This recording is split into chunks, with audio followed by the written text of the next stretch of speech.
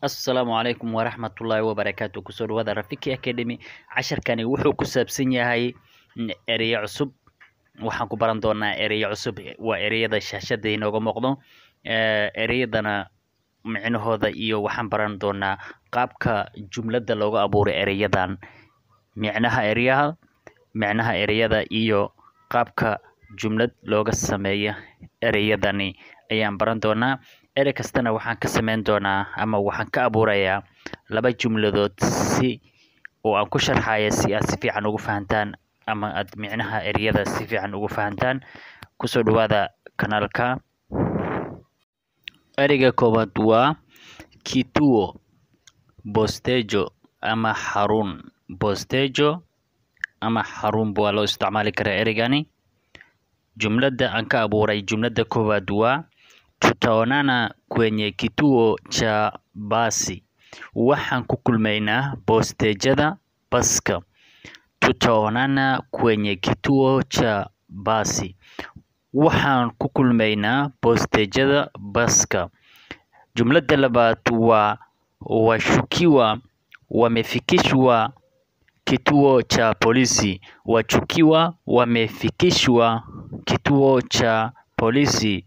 Eedeysanayaasha waxaa la keenay saldhigga booliska. Eedeysanayaasha waxaa la keenay saldhigga booliska.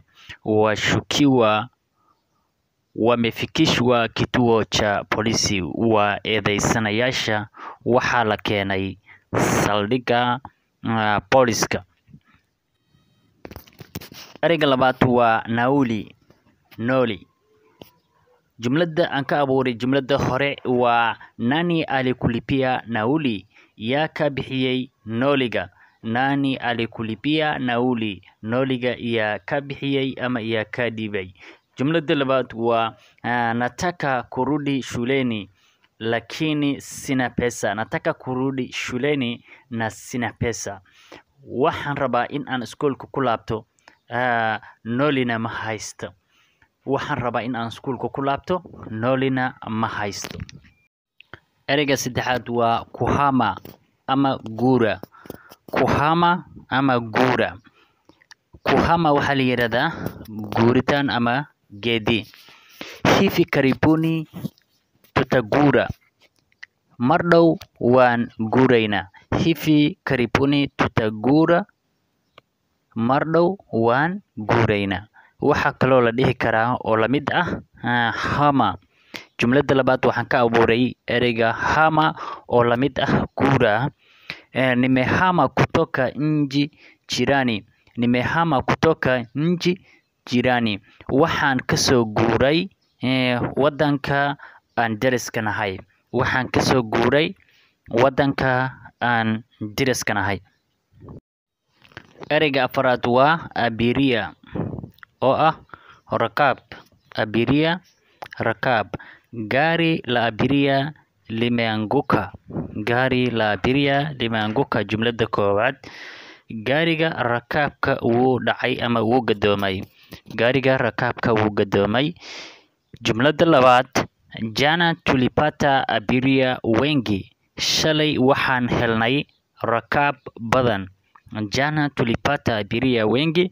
Shalay waxaan helnay rakaab badan. Ereyga shanaad waa kuzuru oo micnaheedu yahay booqasho. Kuzuru, booqasho.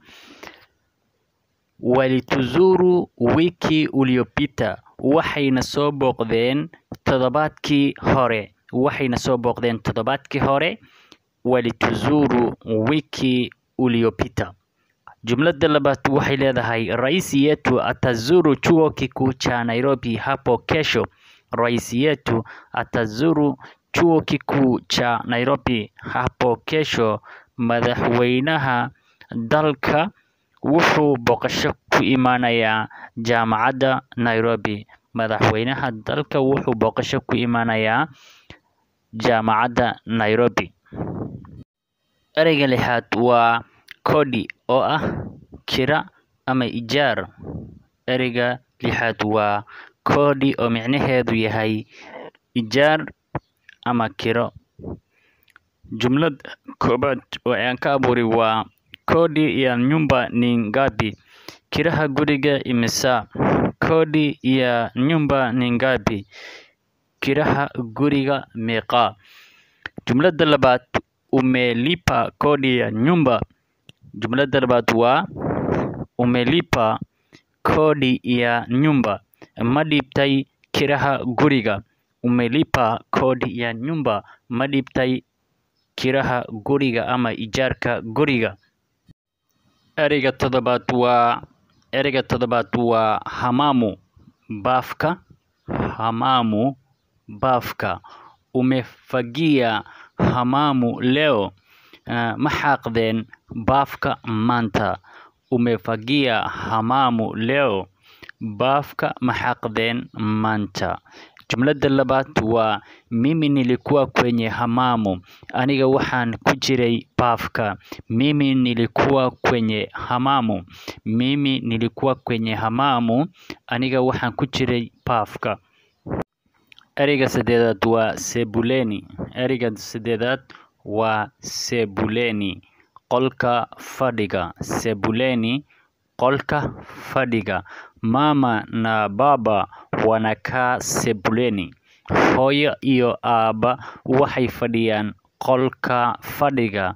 Hooyo iyo aabbe waxay fadhiyaan qolka fadhiga. Jumlada koobaad. Jumlada labaad, tuletee chakula kwa sebuleni.